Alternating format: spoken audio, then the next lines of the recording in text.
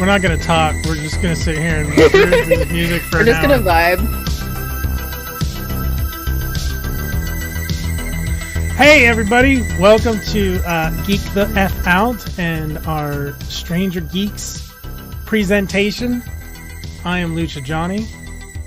I'm Kayla, and we are joined by our esteemed guest, Mr. Tony Taylor of Hello. Fantazm Toys. Hello. Welcome. Thanks for having me.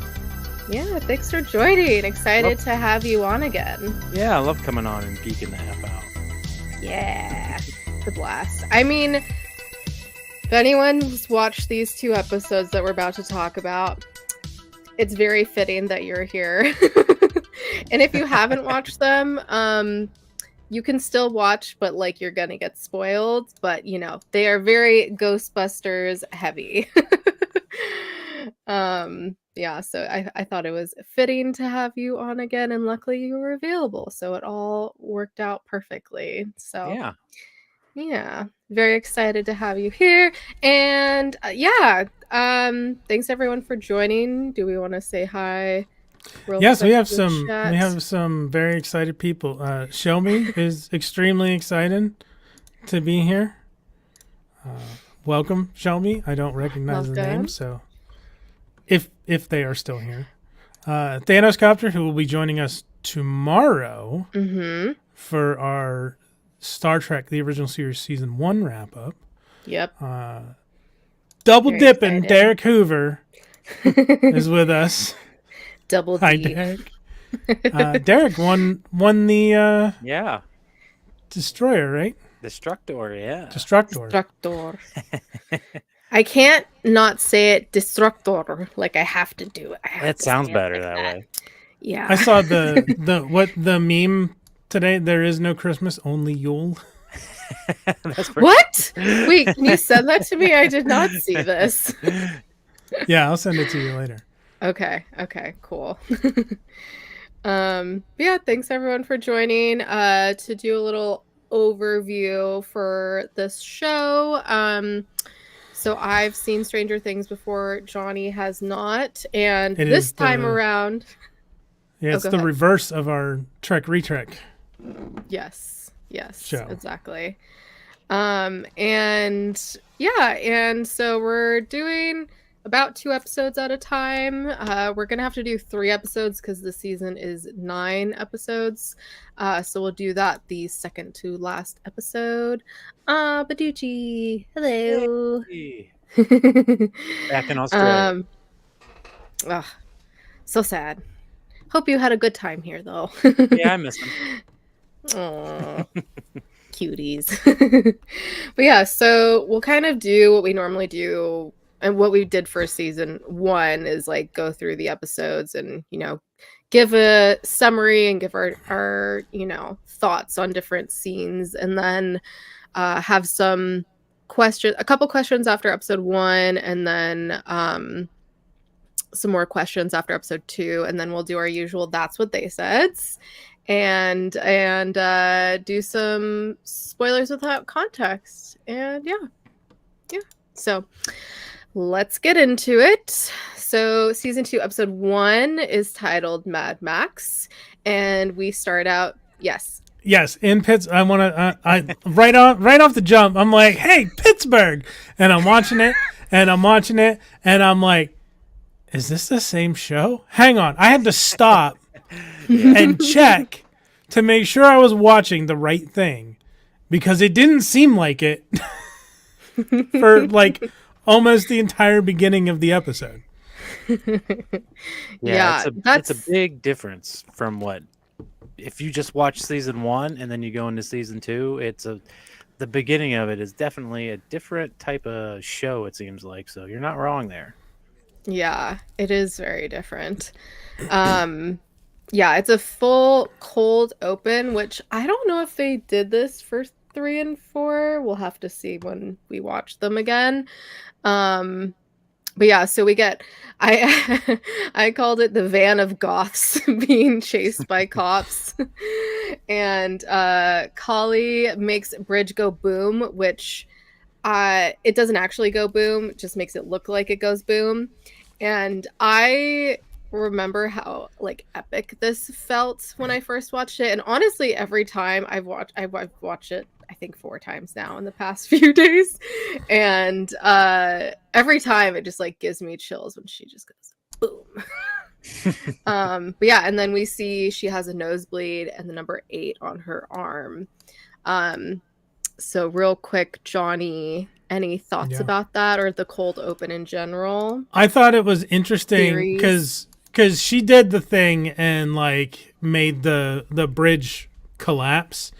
But I thought it was interesting that they later revealed that she didn't actually do it. It was an illusion for just the guy driving. That she didn't actually physically change, not like 11 who can actually physically like manipulate the world. She seems to be just from this one thing, it seems like her powers are different. And hers are like mental and illusory. Yeah. Any thoughts on like how, like, if they'll come back later? I'm sure they like, will. They showed us all that for a reason. They didn't. Yeah. They didn't do that Any theories entire as to beginning. how or why or what's gonna happen? No, I'm not sure because Pittsburgh's so Okay. far away from Hawkins. Unless the only thing I could think of is if this new Dr. Owen starts to track down like the other I don't know what to call them, experiments, the other numbers. There you go. She's obviously much older than 11, and it makes me curious. 1 through 7, and then 9 and 10. I'll be curious if we see any other espers. We'll use the Star Trek term from the Espers. where no man has gone before. The espers. We call them There we espers. go. There we Any go. other espers? Because it is like the ESP that Gary Mitchell and Dr. Daner had, sort of, in a way, in a manner of speaking. Their eyes aren't silver, but anyway, Yeah. yeah. That's true. Anyways. So, yeah, I don't know. Okay. It'll be interesting to see. Okay. Tony, do you remember when you first saw the scene and like any of your thoughts when you first saw it or when Pretty you much- rewatched it? I do remember, just like Johnny, like thinking, "Am I watching the right show? Like, what's going Yeah. on?" Until like the nosebleed, and I'm like, "Oh, okay." And then she wipes Yeah. it. You see the tattoo on her wrist with the number 8, like you said, and I was like, "Oh, all right." Connecting the dots. I Yeah. thought it was really cool. There's people that have thoughts about not that specific scene, but them in general in this season. But we'll get into that Yeah, in that's later later. episodes, obviously. Yeah. Okay, so we find out it has been a whole year that has passed since the end of season 1. We are now in Halloweeny time, 1984. And We Yeah. were shown during the opening credits that Sean Astin and Paul Reiser of all people are in this fucking season. That's fantastic. wait, did you not know Sean Astin was in this season? No, I had no fucking idea. I had no clue. Oh, Until oh he my showed God, up, how until his name exciting. popped up in the credits. I was like, oh, hey. Oh my God, Perfect. that's very exciting. Perfect casting. You'll see. You'll see. Or Paul Reiser. Yeah. Yeah, I have thoughts Who's about, Paul Reiser again? he's the doctor. He's Oh, Owens. Owens, yes. I yes, think it's yes. Owens. He's That's good. what Hopper said. Yeah. But I just think about, like, what was the show he was in with Helen Hunt? Was it Mad About You? Yeah, Like, mad about you. Yeah. yeah, it's just that's the thing I know him from the most. So to Yeah, see him me show too. up in this is just kind of funny. Oh, Thanos said I did mention it. Maybe Mention I what? did.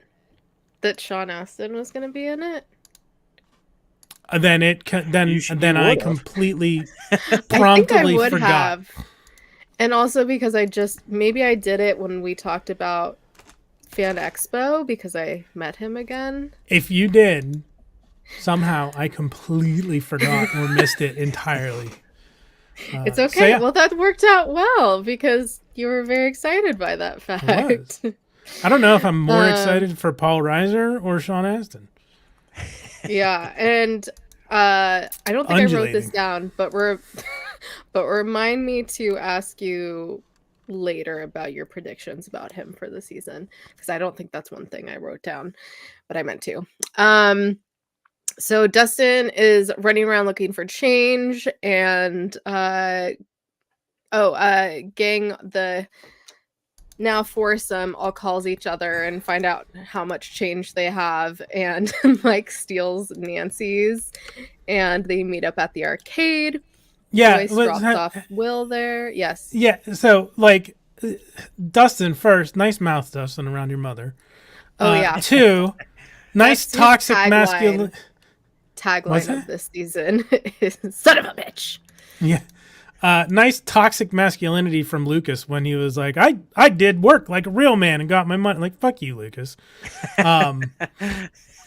And then, the arcade, I'm like, oh, it's like Aladdin's Castle or Crocodile Alley or Showbiz Pizza Place or Chuck E. Cheese. Like, and then I wrote down, oh, hey, Will, cough up any slugs lately? Yeah, and you already start to see, like, even a year later, how protective Joyce is still of Will, which, I mean, granted what happened, it makes sense. But you see it more and more as these episodes go on. And yeah, so they play Dragon's Lair arcade game. Dustin realizes he no longer has the high score on Centipede and Dig Dug.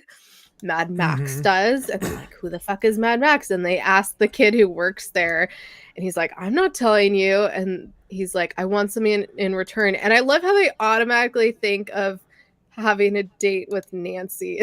There must have been something in the past with him that he's like talked about her or something like that, because I don't know. Like, obviously Nancy is hot as tits, but like, I don't think that would be your automatic assumption of how to bribe him, you know?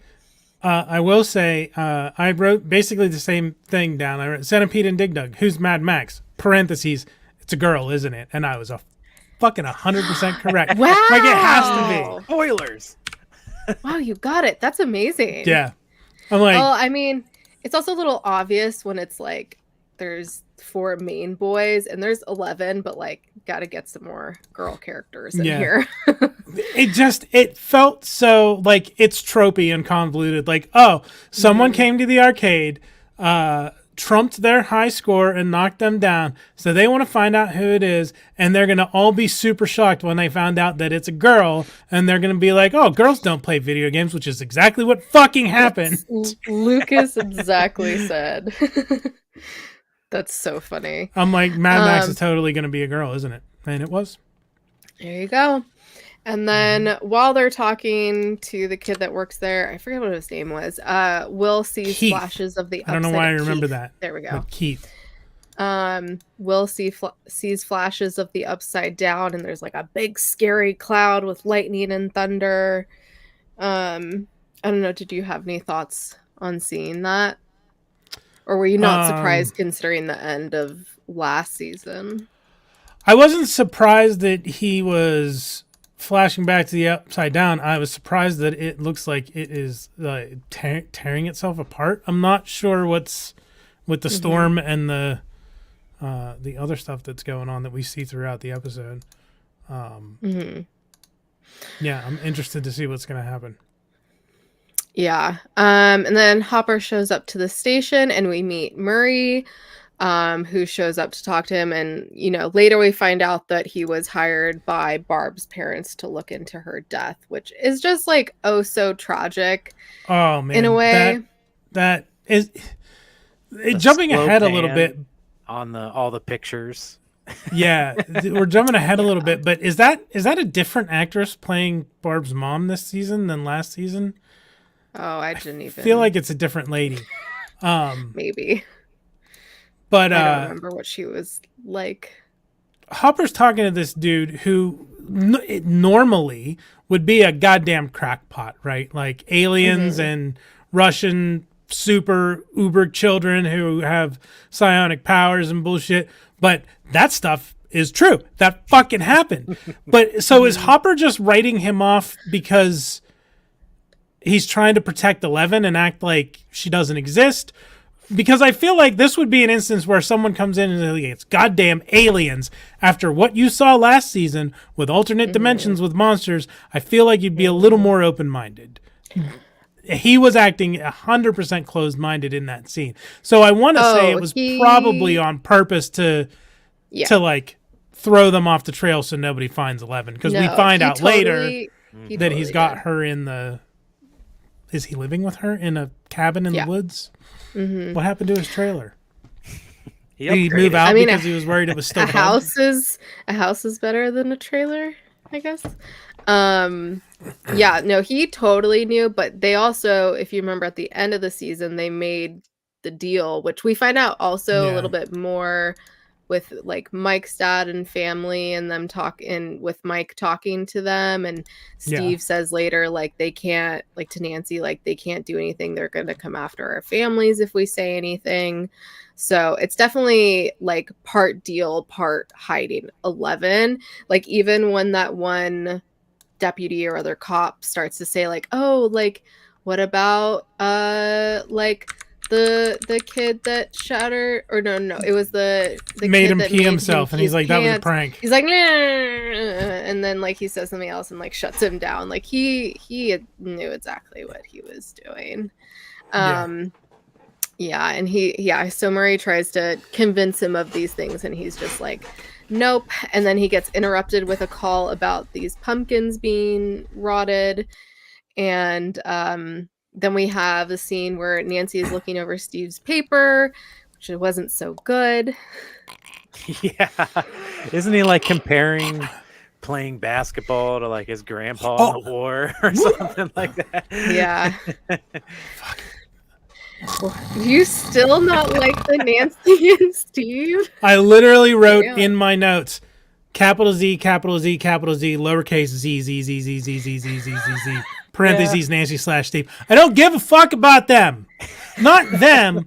Like, I like Nancy. I don't give a fuck about her relationship with Steve, and I do not give a shit about Steve. I hope he gets eaten by a monster soon. It should have been him instead of Barb. Steve should have been the one who fucking died. Damn, fuck Steve. I dislike him and his character. And I hate their relationship plot line. I can't wait for the end of this season, because I 100% guarantee you will no longer be saying that. Oh, it's going to be... I don't know. I will be amazed if they can turn me around on fucking Steve. Well, he's already turned around, and... No. If they can turn me around on Steve and make me like him. Because I don't. I'm saying like his character, all. Because he's already like at the party later on in next episode, like he's telling her to slow down, like blah blah blah, and she, that was partially like, girl clearly needs to go to therapy and has not been dealing with this stuff very well. Is there any therapy that will help people deal with all of the shit that they've been through very well? Like, I don't think there's anybody. Reality, Johnny. Yeah, well, but I don't think there's anybody in universe of the show that is equipped to deal with the kind of trauma that these people have been through. You keep saying that, but I would be shocked if in like 6-7 episodes I'm like, man, yeah, I really fucking like Steve. I don't see it going into it hating Steve, like you're gonna keep hating Steve, and that's your own fucking problem. But I hate Steve. I didn't just go, hey, this character in particular, fuck him. The writers made me hate Steve. They did a really good job of making him an asshole. They did. So they need to do an even better job redeeming him, because right now, fuck Steve. This is fun. Also, try a new therapist. It is trial and error. I will tell you right now, as someone who is trying to find a new therapist, you can change around. I know it's not easy, but FYI. Anyways, back to where we were. Bill shows up at school, or Billy. Yeah. Thoughts on Billy off the bat? He's a douche canoe. and his sister Well- is the chick from Fear Street. Oh, Yeah. She was in the Fear Street movies. He's got a hell of a mullet. yeah. Yeah, Isn't it- he likes he screams scorpions. villain. He absolutely fucking screams villain. Okay. So Okay. And he's hot as tits. Anyways, moving I- on. either he's the villain or they're subverting our expectations and he's going to be like the hero of the show this season. Anyways, Will gets a zombie boy note in his locker. Kids are assholes. More evidence that kids are absolute fucking worst. Mm-hmm. Yes. Yeah. Yeah. That was and like Especially in even the when 80s. even when he was drawing it later and like Jonathan was like, "Who's zombie boy?" and he's like, "It's me." I'm like, the fact that you're drawing it, like, oh, ow. It breaks my heart. Like he's been through so much. Like this poor kid. Anyway, so then we're in Mr. Clark's class and Max shows up to Yes. class. And that's when the boys start to speculate, is she Mad Max? Well, yeah, And because then her we- name is Max. fucking Maxine, and she goes, "Nobody calls me Maxine, it's Max." I'm like, I fucking knew it. She's Mad Max, 100%. What? Oh, and then we have Samwise Gamgee shows up to Joyce's work and they make out in a storage closet. Yeah, I was not expecting that. Like he popped in, and I'm like, "Oh, this is interesting. How are they going to introduce her character?" They're going to fucking face smush. Okay, all right. Oh yeah, like how I like to say people making out back then was just Yeah. face smushing. Smoosh kiss. Yeah, whatever. Yes. Something to that effect. Yeah. Smooshing, yes.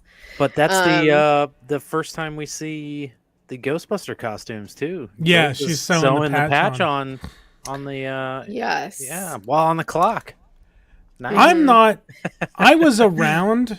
Like I was born in 1980, so I was around when Ghostbusters released. It released in June of '84, and this is apparently October of '84.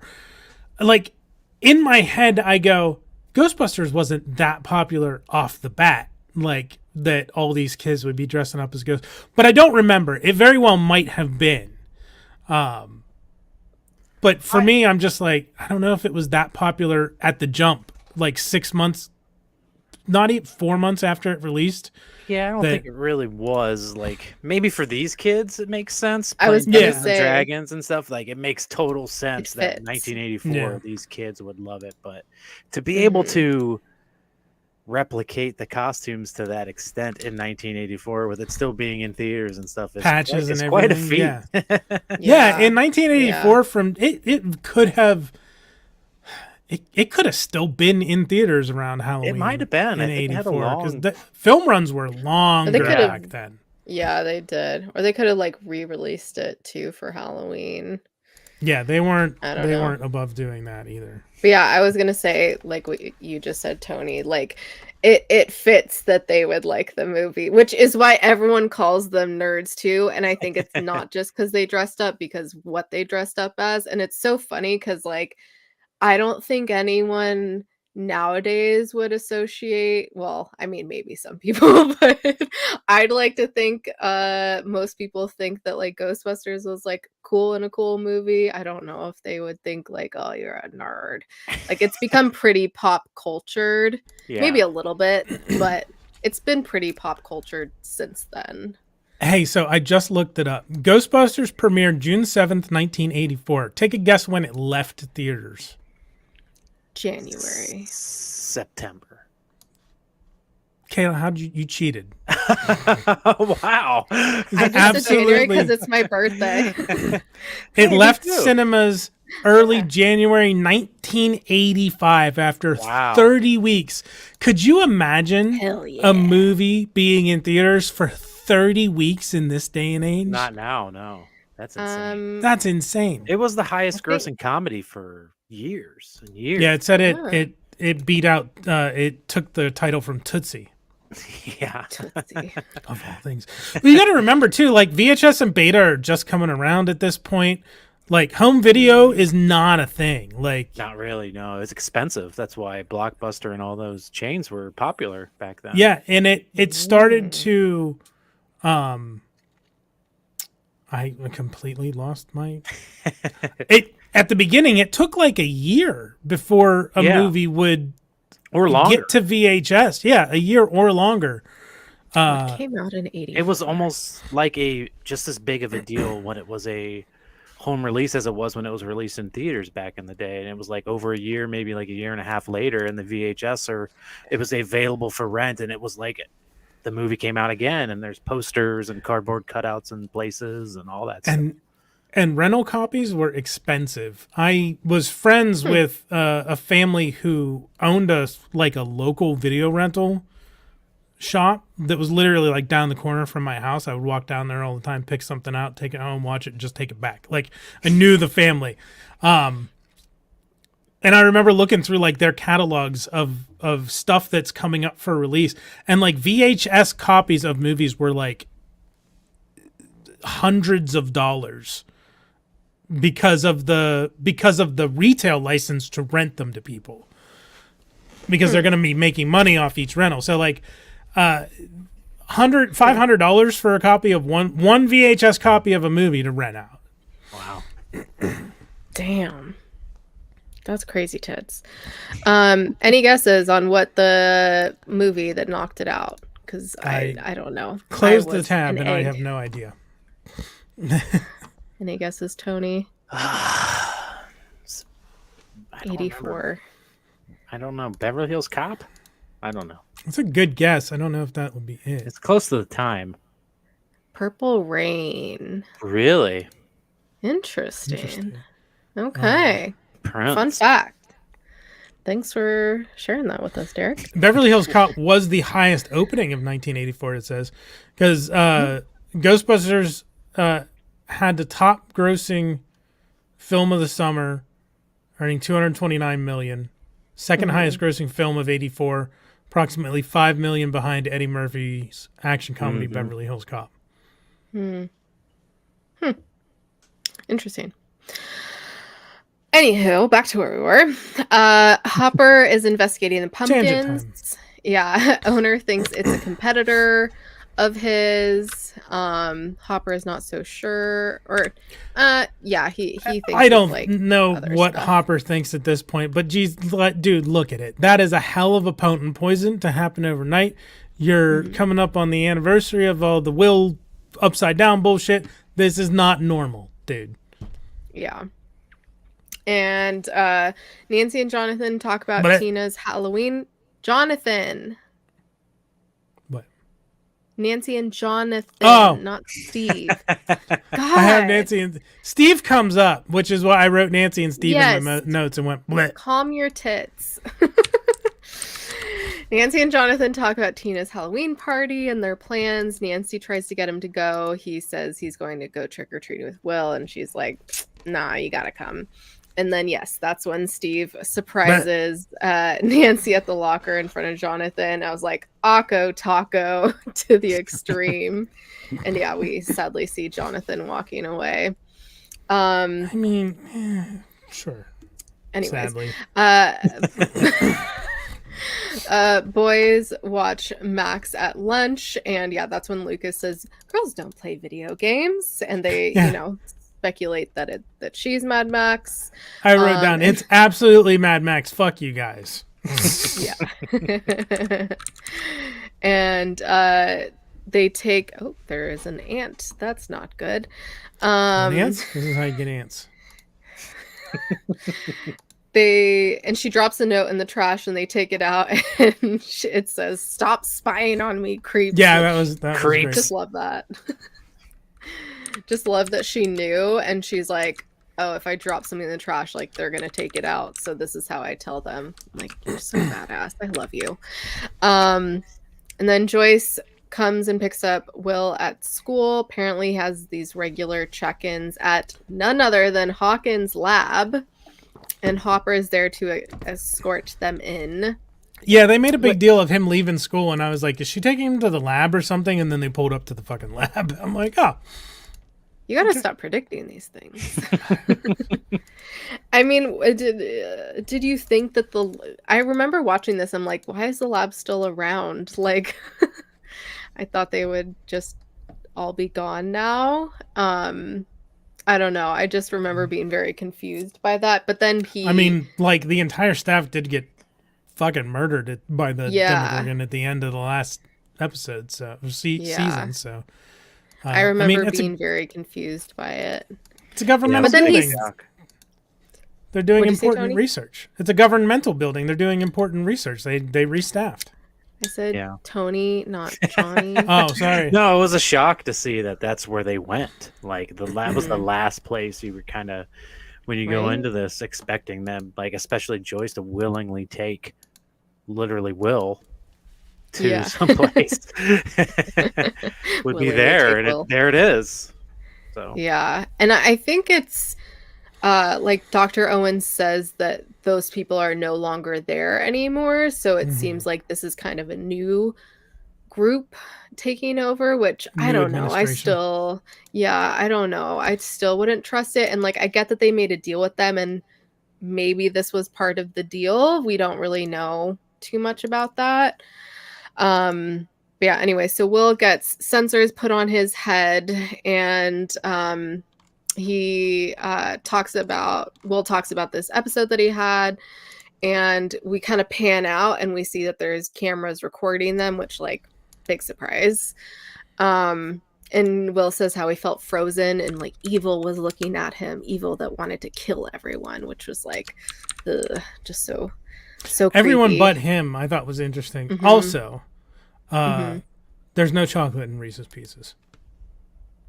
Like, the doctor asked Will about there's no chocolate in the shell. The shell is a candy shell, but it's not chocolate, and then there's just peanut butter inside. There's no chocolate in Reese's Pieces. But the doctor was like, peanut butter and chocolate. Good combination.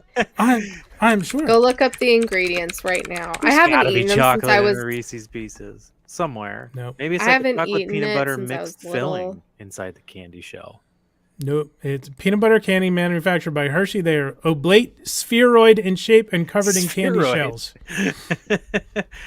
They are not. There is no chocolate in Reese's Pieces. There is chocolate in Reese's peanut butter cups. Yeah. Interesting. Well, yeah, duh.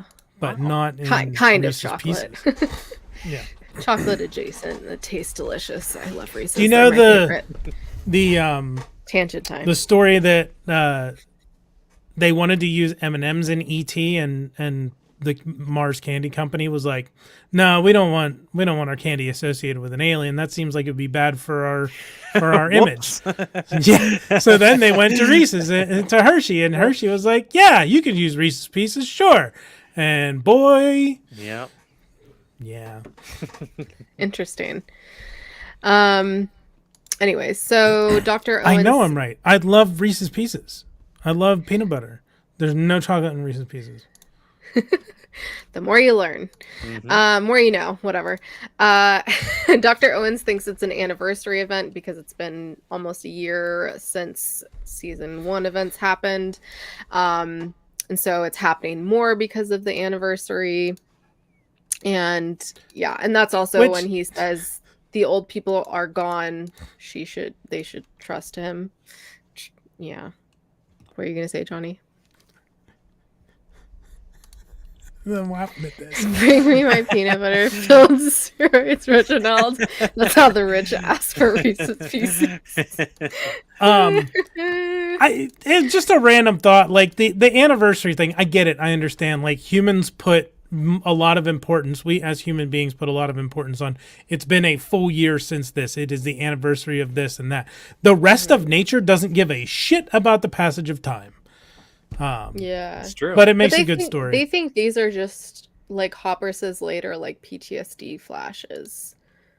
Like, yeah, but they have no stuff. idea. They have no idea that there's actually nature involved. Well, I think Dr. Owens knows because of what's been going on in the lab, but obviously he doesn't want to tell them that. They have that giant flamethrower and they're burning back the corruption. yeah, he's new and they should trust him.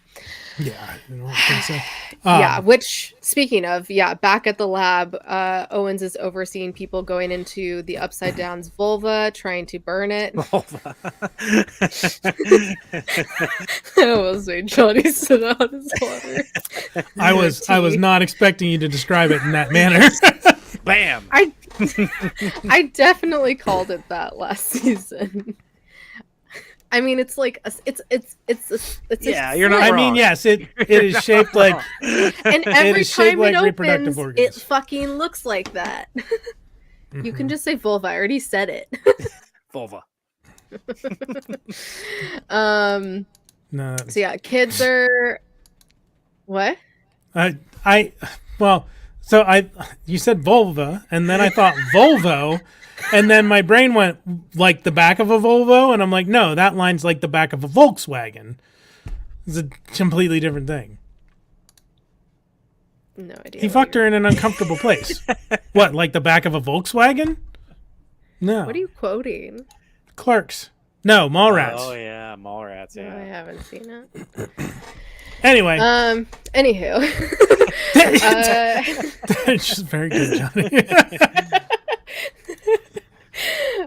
The kids are casing the arcade. Dustin shows off his new teeth, which Yeah. in real life he got his new teeth, and that was very exciting. And Max gets dropped off by Billy, and Lucas and Dustin see that she's indeed Mad Max. We get like full confirmation there. Mike's mom says he has to give away 2 boxes of toys, and he's like, I can't. They have sentimental value. Yeah. And I was like, sounds like people we know. Yeah. And then his dad's like, they're around just with hunks my of own plastic. stuff. And I'm like, fuck you, Pops. Screw you, Dad.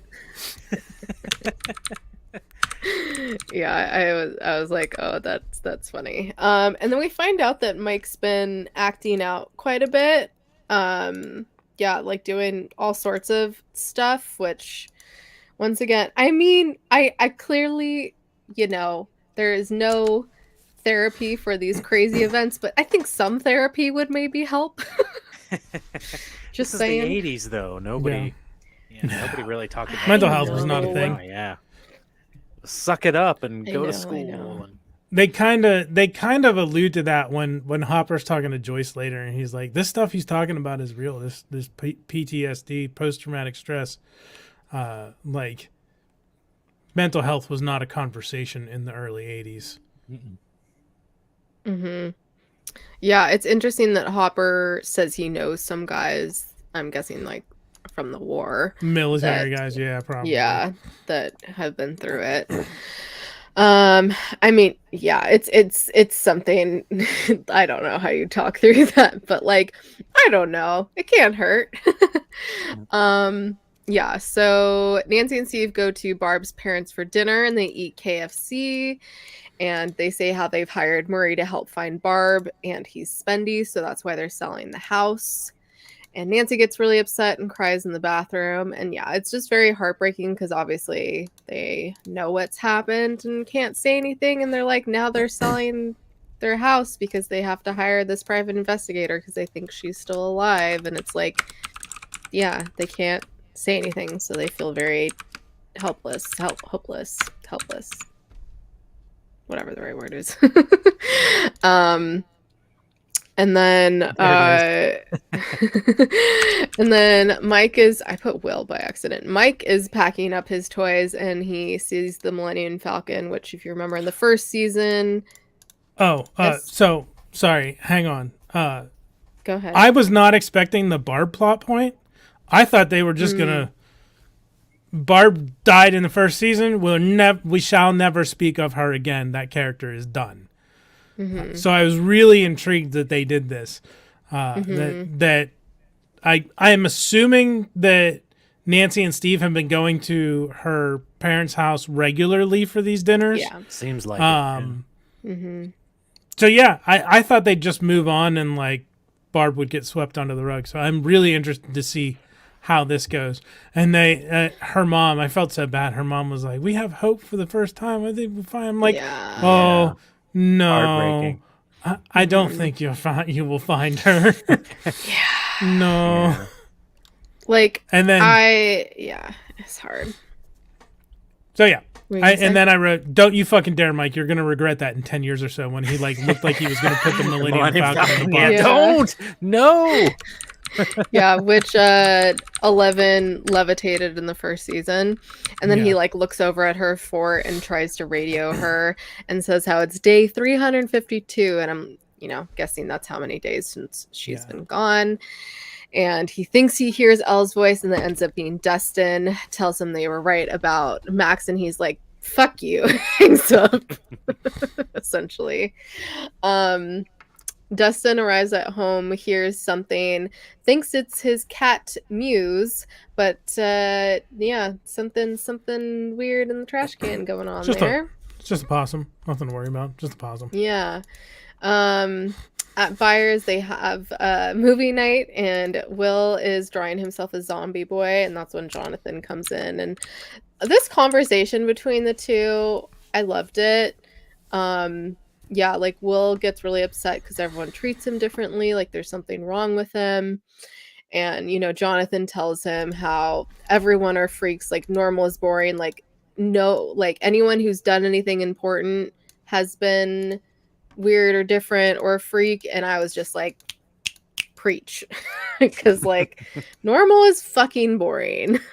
Like, yeah, so that was just a very heartwarming scene, and I love their relationship. And it like I think later on we see a bit of it, but I don't think we see as much as we do this season from what I remember, but it's nice to have those little moments.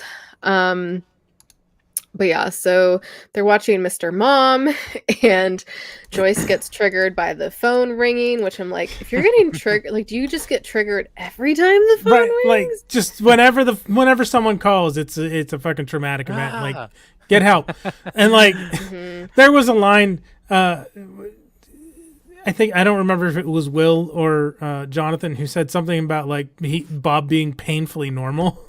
I'm like, he is painfully normal, isn't he? Which makes me think, well, one, now I can't help, Sean Astin playing Bob, I can't help but picture Bob from The Sundered Veil as Sean Astin.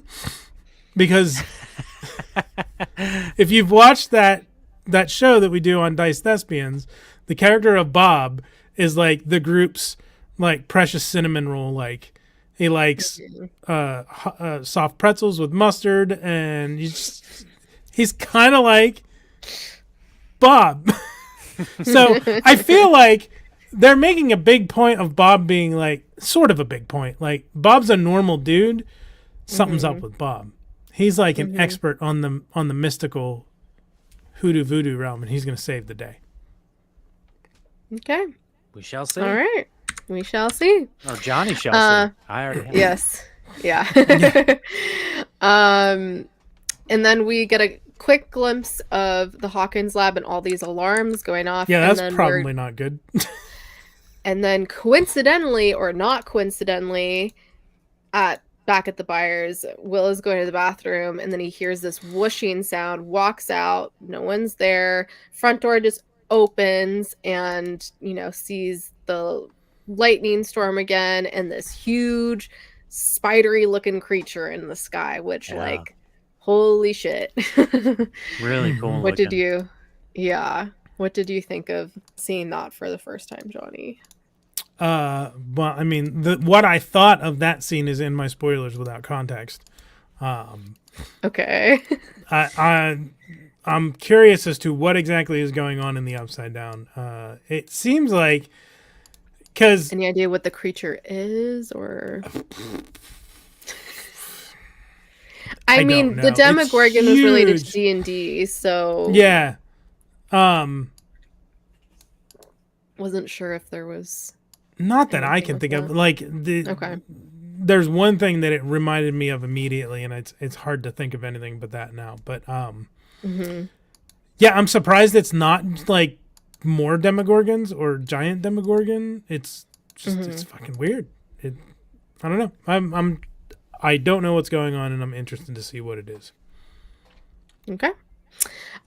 Do you have any memories of when you first saw that, Tony? I remember being excited that it was something new. It wasn't like Mm-hmm. Johnny said, just more demogorgons and more of the same monster, and it was something really, really different looking. Like, and it Mm-hmm. really, if it didn't feel, I don't want to call it dated, but it felt more of like something that you might have saw more in the era that the show set in. Like it Mm-hmm. really it fit right in with the show. It was, and Yeah. it's a really cool design. It's just cool to look at. It's terrifying and different. And Yeah. yeah, I remember that. Yeah. It's pretty epic. And then we get Hopper coming home to his cabin and does this secret knock on the door, and we find out 11 is alive, which I mean, yeah, we knew she was coming back. Yeah. And we have this cute little moment when they're eating their TV dinners together, and she already ate her dessert Yeah, waffles, and he's like, spoiled her "What did I dinner. tell you? Spoiled her You dinner. gotta dinner first, then dessert." Um, but yeah, so Johnny, what did you think of like this? I mean, obviously we knew she was going to return, but what did you think Yeah. of like how they revealed this and that she's living with Hopper? Well, my thoughts I wrote down, like, how long has she been living there? Is that a new place of his? Where's his fucking trailer? Like, how did we get to this point? That's what I want to know. And we see a little bit of it. We got the flashbacks in the next episode, so we see a little bit of how she ended up. It looks like they're going to be feeding us bits and pieces of how these two, because at the end of the last season he left those waffles in like a box in the middle of the fucking woods, so we knew that he had an idea that she might be out there somewhere. So yeah, it was interesting to see these two come together, especially because Yeah. of his history with his daughter. Mm-hmm. Yeah, I definitely want to talk a little bit about that more, but we can do it at the end of episode 2. Speaking of, before we get into episode 2, any other thoughts about episode 1 before we get into it? It was a good start to the season. I feel like the cold open was cool and it was different. But it did have that thing of like, am I watching the right fucking show? And then so far, even through the second episode, it doesn't fucking matter. So why was it there at the beginning of that first episode? Like, it feels like it was a weird thing to open the season with. I'm sure they had a reason. They didn't put it there for no reason. So I'm sure we'll see. But just watching these two and thinking back, that scene feels out of place now compared to everything else we've seen so far. Totally. Do you have any other thoughts, Tony? Same with Johnny. Like before we did this, I watched a couple little, because I haven't really watched it since it originally aired or streamed on Netflix. But and then that I totally forgot about the cold open and the different numbers getting in the police chase and stuff. So yeah, it is a little off-putting, but don't worry about it, Johnny. Yeah. Don't worry about it. Like I said, I'm sure they're gonna come back, and we might even see 9, 10, 7, 6, 5, 4, 3, 2. Like, we're gonna see more of these people, I'm sure. More of the espers. Okay. All right. So episode Let's 2. get Yep. into season 2, episode 2, Trick or Treat. Oh my god. I already fucked up. Trick or Treat Freak. Oh, congrats, Allison. Also, thanks for stopping by. Thank you for watching on the replay. We love you. And she'll be on tomorrow for season 1 wrap up. And yes, congrats on hitting 300. That is amazing. We are just about to hit that as well, which is crazy. I'm like, fuck that there's 300 people that like, I mean, obviously not everyone watches everything every time, but the fact that they just want to click the button is just crazy to me. But yeah, anyways, okay. Season 2, episode 2. So we have, yeah, it kind of worked perfectly with the end of episode 1 that now we see these flashbacks of what happened in between the end of season 1, and 11 being with Hopper at the end of episode 1. And so we get these flashes, the Upside Down, right after she defeated the Demogorgon, which I guess using her powers so much just transported her there. Never really fully understood how that happened. Well, this kind of leans into something like, how does the Upside Down even work?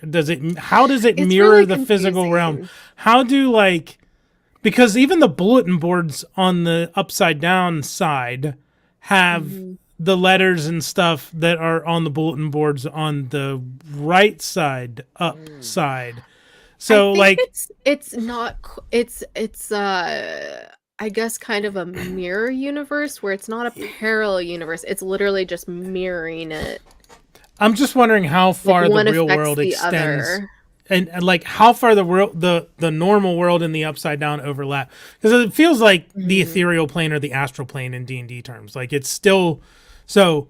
This world that we live in right now and interact with would be the prime material plane. So that's where Hawkins' lab is, and Hopper and Joyce and all them live. That's the prime material. The Upside Down would be the equivalent of either the astral or ethereal plane, or the Shadowfell, the Feywild kind of sits over top of the prime material plane and mimics its features in some ways. But the fact that even down to the letters that are posted on the bulletin board in the school are reflected in the Upside Down is interesting. Derek said what I was gonna say. Yeah. Yep. We find out a little bit more. I think there's still, even with what we find out, there's still some questions, just because it is such a different thing from a lot of other sci-fi fantasy stuff out there. Yeah, it's similar but also different. Breathing that stuff can't be good for you, and because there's all that particulate floating in the air. Yeah. And I guess it makes sense that 11 could manipulate the portals with her powers, because she manipulates that one, the vulva, to make it larger, to get it, receptive and dilated. Open up. To open up. A little bit of lubrication. Didn't even have to say anything. Anyways, so that happens. I mean, you pretty much took my next note out. And she goes to Mike's house and it's surrounded by cops, and she sees Mike being interviewed by them, and they're telling him that she's dangerous. So yes. I have a tangent here. Okay. It's related to the show, but it's also not related to the show. His dad goes, "We're all patriots in this house." Mandatory patriotism, fuck off. But I wrote that down, and then I'm thinking it kind of was a big thing in the Kayla, I know you didn't live through the 80s. Tony, I'm not exactly sure how old you are, how much of the 80s you saw, if any. It was kind of a big thing back then, because I was born in 1980. Growing up in America in the 80s, you were taught that the Russian people, the whole country, was bad, B-A-D, evil. They wanted to kill us. They were going to shoot missiles at us. They were going to wipe us off the face of the planet because we were wrong, and they thought we were bad, but they were evil. I remember doing air raid siren drills in elementary school in first and second grade, going down into the basement, going into the wall of the bathroom, and because we thought the Russians were going to shoot nuclear missiles at us. It was a looming threat, that close to nuclear war in the 80s, especially from 84 to 86. People expected nuclear war. We did the air raid siren drills, Russia wanted to destroy America and our freedom. So it was a big deal. And it's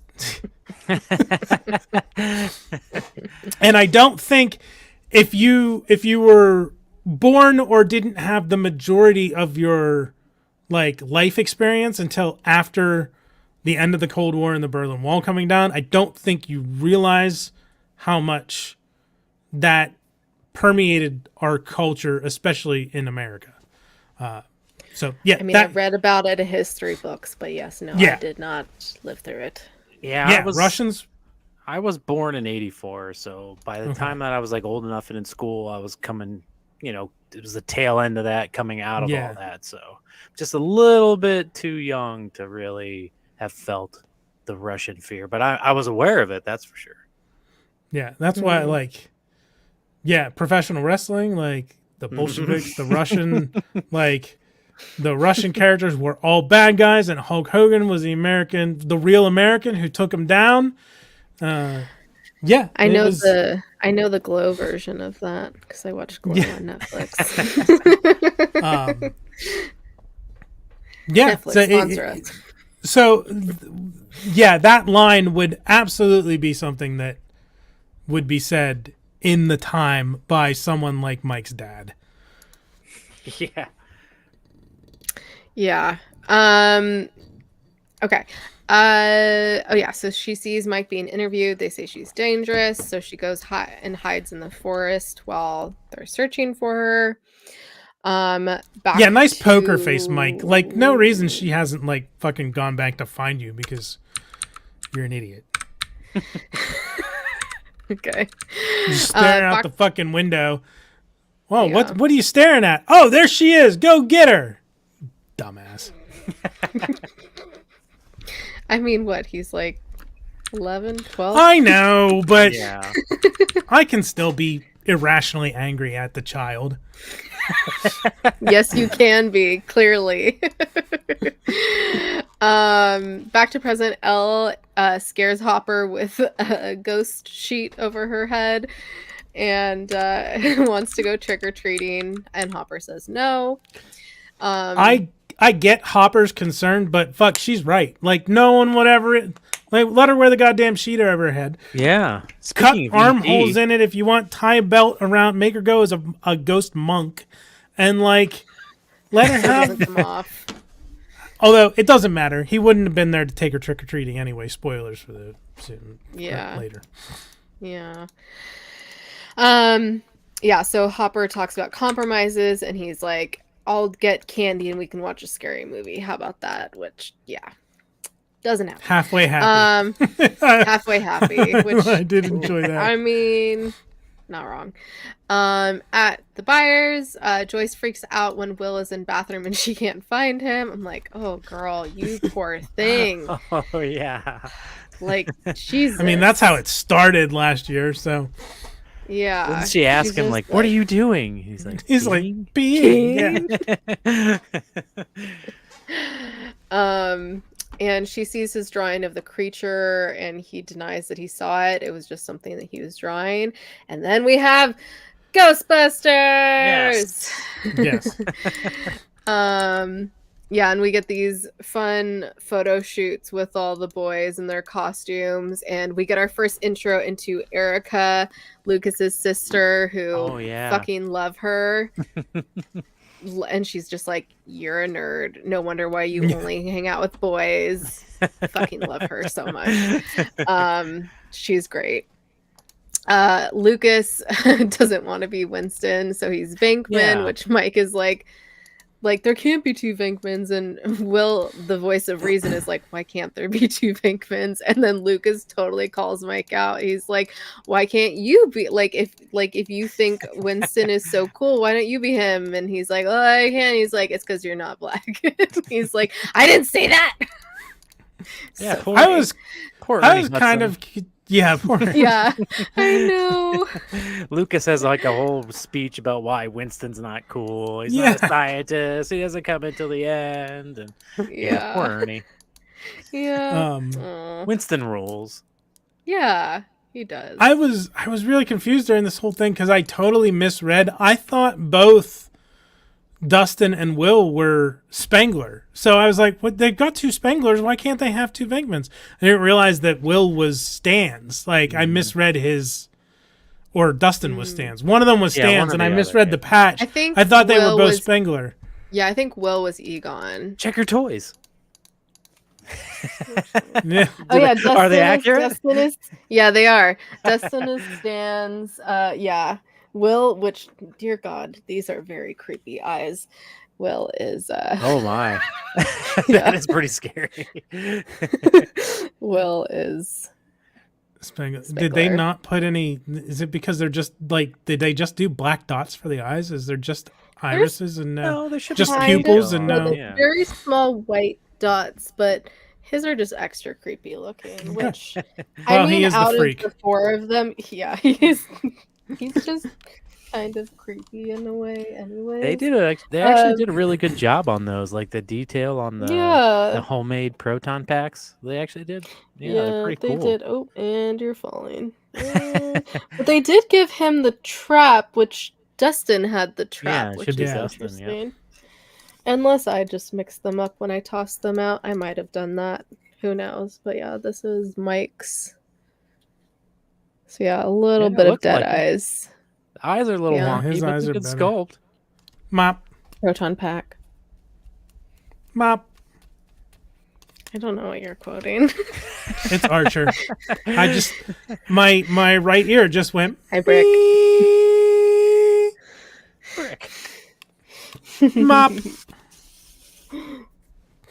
Anyways, Alright, anyways.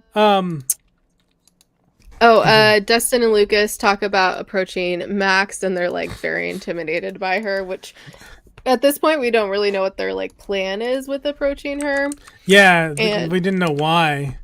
And Joyce shows Hopper Will's drawing, and yeah, Hopper mentions how he thinks these are flashbacks Will is having, and they reminisce about high school, which also when she takes the cigarette from him, she coughs, and I was like, is this mixed with something? No, his were filtered. His didn't have filters. Oh, that's what it was. Okay. As I recognize this as a former smoker, because she had tobacco leaves on her lip too. Like his Camels didn't have filters. I'm assuming the cigarettes she smokes have filters, so it was just fucking straight tobacco Good smoke. catch. Yep. I would never have known. I have never smoked. At least not that. And at the lab, dude goes through vulva showing footage of Upside Down, and Dr. Now, Owen what does looks he over. know? Dr. Owen looks over the footage with Will that they recorded. And then we have Don't ever start smoking. Yeah, don't. Yeah, no. I don't plan on it. And my grandpa and step-grandma had emphysema and died. Well, one of them died from it, but the other one had it and died from other things. So, yeah. Anyways, Nancy thinks another student is Barb in the library, and Steve comes up to her, and Justice for Barb. Nancy... Yeah, justice for Barb. Nancy doesn't like that they're lying to Barb's parents and still is really upset. And that's, when Steve is like, we can't say anything. They're going to come after us and our families, blah, blah, blah. And then we have Dustin and Lucas finally going up to Max. We figure out their plan. They're inviting her to go trick-or-treating, which they're like, we've decided it's okay for you to join. And she's like, oh my God, I didn't know it was such an honor. She's awesome. I fucking love her. And yeah, fucking she says they're That's presumptuous of you. Yeah, and they're both And Dustin has no idea. Dustin has no idea, and then he does this son of a bitch, which that's his catchphrase of this season. Yes, and then Dustin. Presumptuous is bad. Yeah, I did like their line before. They're like, of course she likes Ghostbusters. That's not the point. Do you think she likes Ghostbusters? Of course she likes Ghostbusters. Everyone loves Ghostbusters. And if you don't, then bye-bye. You either like Ghostbusters or you haven't seen it. That's what there is. Exactly. Yeah. There you go. Then we have 11 watching a movie, and we get a little flashback to when she was wandering in the forest and killed a squirrel for food. And she had this short hair, like extra short hair wig on, and I was like, dear God, this wig is so bad. And then this hunter finds her, and she knocks him out with a burning log. I just wrote, LOL, I doubt he's reporting that theft. Yeah. And then we get another dude showing up to the cop station with rotten pumpkins, and he's like, it's the first dude that, had his pumpkins be rotten. And then he says a bunch of other people have this problem. Pumpkin Wars, And 1984. Yeah, and Hopper's like, there's a lot of people. So that's when he starts to actually like become more curious about it, which once again, like you said before, Johnny, I'm like, this is not a normal thing, especially something to happen overnight. That is a potent poison if it is. And all those bugs, that was a massive amount of bugs. And a bunch of black slime and stuff too. Yeah. Mm-hmm. Like uber rot. Yeah. Yeah. For like 8 hours overnight. Yeah, it's weird. Yeah. And then we get this scene with Max and Billy, and he picks her up, which he's like, you better not be late next time. Like, he's such an asshole. And yeah, he's an ass. I hope a monster eats him at the same time that the monster eats Steve. Yeah. They do a really, really good job of making you hate him too. Mm-hmm. Good. That's great. That's all we'll say. And then Billy blames Max for them moving there, tries to get her to say it, but she, says it's him, which he hears, and then he gets really upset by, and he starts speeding towards the boys and almost hits them, and they have to like go off the side of the road. And Hopper and the cops go to the field to inspect the pumpkins, and they start to track the rot. He's a well-crafted jackass. Very well-crafted jackass. Yeah, that's Is that great? That's a great assessment, Brick. True. Very true. And then we have Samwise Gamgee dressed up as a vampire. Like, he's just so precious. Like, he loves this shit. And like the fact that he wants to be so involved with like Joyce's kids and everything, and like gets like the camera ready for them. Like, it's really cute. And Will I knew as soon as he gave that camera to Jonathan that it was going to get broken some point in this episode. Yeah, clearly. Will is sad Jonathan has to watch him, and even when he's meeting up with the other kids, and so Jonathan ends up letting him go on his own, gives him the camera to take, which we knew.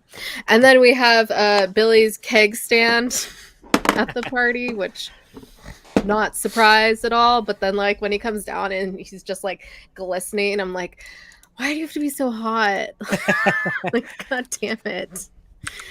And then we have Nancy drinking a bunch of punch. What exactly was her costume, by the way? Like, I don't know what either of them were. Are they even dressed up? They are, because they talked about it before. They're like, we spent a bunch of time making these costumes, but I don't know. They were something, but I don't know what it was. Is it just 50s? Because maybe Steve kind of looked like he was dressed up like the Fonz. Oh, could have been like Grease. When did Grease come out? Maybe. Happy Days? I don't know. Yeah. No, I don't know. I was a seed. So she drinks a bunch of punch, and Steve is now the responsible one. Like, hey, what are you doing? Risky business. Okay. And then back at the bar as Bob and Joyce are dancing, very cute moment, and he suggests they move, like his parents might be selling their house and move to, I think he said Maine. And of course, Joyce is like, I don't think we can do that. Like, I don't think you understand. This isn't a normal family. He's like, we could be. And I'm like, ow, my heart. And then Max scares the boys while trick-or-treating. And Hopper is still marking the rot and realizes he's late for Halloween with Elle. Mm-hmm. So he bribes the kid for candy. And I don't know why the first time I saw this kid, I didn't realize it. But the second time I was like, I had that same exact cowboy hat. Like that same exact one. Nice. My note is that's how kids get shot by accident. Yeah. Nowadays, that wouldn't fly. Yeah. Yeah. I also, I like Three Musketeers, so fuck the... I like Three Musketeers, too. Who was ragging on him again? Lucas? Lucas is... I think Lucas. He's a problem. And then so Hopper sends Morse code to Elle telling her that he's gonna be late, which at this point, like he's pretty late. Fucked. He said She's 5:15. pissed, rightfully so. 5:15. Yeah. Yeah. And so then we get this flashback to Elle wandering through the woods, finds Hopper's box of Eggos. And back to trick-or-treating, Mike is upset that Max joined their party. And then a bunch of asshole kids scare Will. He falls into the upside down. I want to have so Johnny babysitting these kids. We would get banned from YouTube, I'm telling you right now. Yeah, so he falls into the upside down, drops the camera. So yeah, prediction correct. Yep. And we see the big spider, scary creature. He runs away and is like trying to hide, and Mike luckily finds him and takes him home. Then we have back at the party, Jonathan. This party shows looks up. like my nightmares, by the way. Same. Jesus. Same. He sees Nancy's drunk and Steve is trying to cut her off, which once again, Steve is being the responsible one. This is very different from season 1, Steve. Just saying. Just saying. I hate him. I don't care. Okay, well, suck my dick. Nancy calls Steve bullshit because he's pretending everything's She's okay. Right. It is bullshit. It's all bullshit. Yeah, their entire she's not relationship. wrong. It's complete Okay, well, bullshit. their entire relationship isn't bullshit, Johnny. That's what she said, and she's correct. That's what she said. I mean, drunk words are sober thoughts, but clearly, like, she's like, they've all been through it. Like, and clearly, you know, I don't think she's specifically talking about that. I think she's literally just repeating it's bullshit to whatever he's Probably. saying. Yeah, probably. Like, that's but what it seems she's like right to me. Though. Yeah. Okay. Anyways. I'm exaggerating for effect. Like, their entire relationship is not bullshit. We get Maybe it. like 85% of it. We get it, Johnny. 90% And of course, Steve focuses on the like we're in love bit that she says. And yeah, he's like we're in love. And she says bullshit. And he's like, I'm out, which I think anyone else would have left too. But also it's like, she's clearly very drunk. So like, still not the best move by Steve. So he's not quite there yet. And I put in all caps, girl, you drunk, go home. And then we have this cute moment of Will confiding in Mike back at Mike's house about what happened with seeing the creature and everything. And Will tells him not to tell any of the others. Mike says that he still feels like Ella's still around, which he's not wrong. And they both kind of, what's the word? Commiserate in feeling like they're going crazy. They'll go crazy together.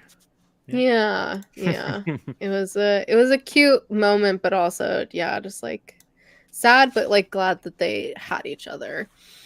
Like their friendship is great.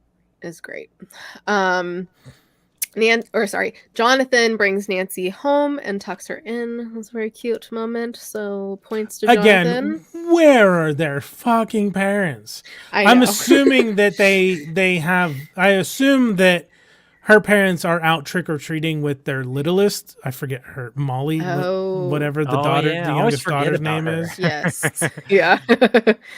Yeah. I think. I'm assuming they are out taking her trick or treating. So that explains how fucking Jonathan can walk in the house with a drunk Nancy, take her up to her bedroom and get her to bed without any adult questioning what's going on. Yeah. Don't know about that. I could have never done that. I mean, technically I did do that once. And the only reason I got found, well, it was like my friends. It wasn't a boy or anything because, oh God, that would have been real bad. But yeah, my friends brought me upstairs and it was fine, except for another friend who was in the car because we had to like drive home because I drove there. So my friend drove my car back. I did not drive. I did the smart thing. I had someone drive me home. But the person in the other car who was still downstairs accidentally hit their horn. So that's when my parents woke up, and my mom, I vividly remember this, came up to me. I was 18. I wasn't that young. Put her hands on my shoulders and was like, "Have you been drinking or something like that?" I'm like, "No, I'm just tired." Like, I was smashed. It was real bad. But yeah, so that did technically happen, and that's the only time it's ever happened, at least before I turned 21. But yeah, anyways, tangent time. Let's see. Brings her home. Hopper arrives at home. Elle is pissed. She moved the TV completely into her room, and he tries to apologize to her, and we see her changing channels with her mind, which she did the first season a little bit too. And then she turns it to just static, which TBT to when there was channels with just static. I remember that, I will say. And then she blindfolds herself and goes into, it's not even the upside down, it's kind of like the limbo. Yeah, Like this, it's like the place she I don't first really know what to call encountered it. the Demogorgon when she was in the like the and how she sensory spied on the deprivation tank. Russians. Yeah. And how she found Will. I feel like it's kind of the like purgatory limbo area. That's what I think of it as. But yeah, and then she sees Mike and tries to touch him, and like just before she does, he walks away. And then we have Dustin coming home and he hears the creature again, and he opens up the trash can and sees something. Yeah, and then we have Ghostbusters song. Yeah, I'm guessing like, is it baby Demogorgons in the trash can? Like, I'm interested to see what it is in the next episode. Unlike last time, I did not binge everything. I've only watched these two. I'm only going to watch the 2 or 3 that we're going to cover. Good boy. Yeah. Pat. I love how when he hears the noise, he grabs his proton. Yeah, I'm like, dude, that's not going to help you. Right. Good instincts, though. Good instincts. Yeah. It was cute. Yeah, I was going to ask you what you thought it was, so we covered that. Yeah, baby Demogorgons are my guess. Or something else from some other USD creature. I'm calling the upside down the USD. Some other USD creature. That works.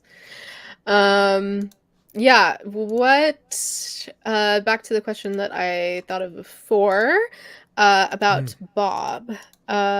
Theories about his role in this season, Johnny? Well, like I said a little bit, they're painting him as being absolutely painfully vanilla mortal. So like he's got to be like an Eldritch God Cthulhu in disguise kind of thing. Like what? Over my head. I think he is a occult expert, and he's going to save the day and seal the portals to the upside down. No, probably not that much, but I think that we're going to end up being surprised, and that he's going to know stuff and have gone through stuff, or he really is just 100% boring as shit normal dude, and he's going to be traumatized by the end of the season too. Guess we'll find out. Brick says, I love hearing the guesses. Yes, I wanted to hear your Bob guess. Also curious what you're thinking the arcs will be for Billy and Max. All right, let's talk about that then, which I was that'd be good to hear. Billy just screams villain, so I feel like he's going to fall in with the wrong crowd. I don't know that he is the wrong crowd himself. Like, he's a whole wrong crowd all on his own. I'm interested to see why they had to leave California, because like is he one of the, maybe he's 9 or 10 or 7. Okay. Maybe. I don't know. Keep guessing numbers until you get all of them. You know what I mean. 6? 5, 4, I 3, don't know, 2, maybe 1. more of a 3. -1. Oh, -1. there's a fucking 0. -1. 0, yeah. 000. 007. Oh, that's the one to look out for, because it's 008. When we get 007, they're in trouble. Oh shit. Yeah, so I don't know. I think Billy has major villain energy. So whether it's like malevolent villain, or if it's BVE. just yeah, big villain energy, energy. BVE. Whether it's malevolent villain like the Demogorgon was last season and like the Doctor, or if it's just asshole human villain like Steve's friend that he beat the shit out of him. Friend in quotes. Who we saw his girlfriend at the very beginning when Billy and Max first drove in. His asshole girlfriend was standing there like oogling Billy as he was walking away. His bootay. Yeah. I mean, girl, same. So I don't know. Yeah, he's a villain of some flavor. Whether they try to give him a redemption arc like they're attempting to Steve, because Steve was kind of low stakes human villain last season. I don't know if Billy will fall into the same role, and if they'll try to redeem him too. But yeah, he's a dick. Fuck him. Max is cool. I like Max. I don't know what it seems like she's gonna fall in with the group, and Mike's not gonna be happy about it because it's a girl and it's not 11. It's just so funny because like last season Lucas didn't want 11 in there, and now Mike doesn't want someone in there. It's like pot, kettle, hello. Yeah. Also slightly misogynistic. Yeah. More than slightly. And it'll be interesting to see because 11 has to reunite with them at some point. So we'll see how. Derek says, I think Billy is designed to show you how villainous / evil a person can become due to circumstances and exterior factors. Stay tuned. Okay. I won't comment. Well, on that's that. like the 008 at the beginning, the Esper that we saw, like running from the cops, like obviously doing crime and stuff. Like that's how, doing crimes, breaking the law. Like that could have been 11 if 11 didn't have Hoppers. I'm assuming Hopper is going to help 11 turn out relatively well adjusted for the things that she's been through. I don't know. We'll see. Yeah, it'll be interesting to. Me and Tony are like, yeah, can't say. No comment. You two know. I haven't seen anything yet, so exactly. Season 2, The Rise of Sad Boy Mike. Yep. Yep. There's got to be a sad boy in every season. Like, I think I know who season 4 is. Was Lucas sad boy in season 3? I don't remember. Season 3 I don't have as much of a memory of, except for that it's the mall. Yeah. That's about it. Yeah. And I know who the bad is, the big bad. I was kind of surprised that the arcade in the first episode wasn't in a mall, because that's where most of the arcades I'm familiar with was, but maybe malls weren't quite on the rise yet at this point in the 80s. But if you say there's a mall in the next season, then that makes sense. Spoiler alert. Real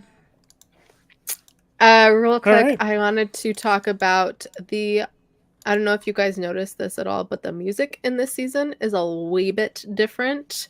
There were some points, especially in episode 2, that it kind of, I think this is probably because I just rewatched the Hunger Games movies, but was very Hunger Games-esque. I was kind of like half watching a couple of the times, and I like heard the music. I'm like, wait, I thought I was watching Stranger Things, because like literally sounded like such similar music. Yeah, I don't know if you noticed any I difference. don't like pay obviously that. There's some similar themes, but there was also these new ones.